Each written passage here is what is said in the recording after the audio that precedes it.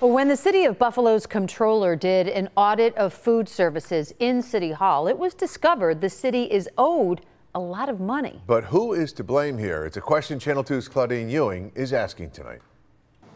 Buffalo City Hall. Go to the basement before hitting the elevator and you will see the cafeteria. It's operated by Sue's New York Deli, not the same Sue's Deli on Main Street. According to the audit, the operator of the City Hall cafeteria pays a little over $25,000 a year for rent. It's part of a contract with the city, which is handled by the Department of Public Works. How much do they owe? $100 grand, 103. And that goes back for how many years?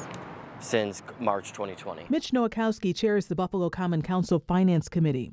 Here's a glaring concern highlighted in the audit. The contract expired in December of 2019. There hasn't been a new RFP, a request for a proposal. And so if there's no contract, I guess the question is, why should they pay?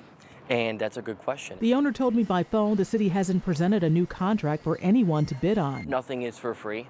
And I think that that's the basic expectation, is that in lieu of not having a lease, that you revert back to the old one and you would adhere to the conditions that you once agreed to. From April 2020 to April 2024, unpaid rent owed to the city totals $103,200. The council's really looking to gain clarity of what happened here, where was the miscommunication, and what fault really lies with the Department of Public Works that didn't really stay on top of this and didn't, oversee their contracts that they have with vendors that are charged with paying rent to the city of Buffalo. The comptroller recommends DPW issue an invoice for the unpaid rent, create a plan for the cafeteria, and the office of the comptroller should be included in review and approval of any revenue contract.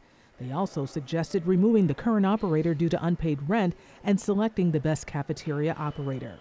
The matter will be discussed on July 2nd. On your side in Buffalo, Claudine Ewing, Channel 2.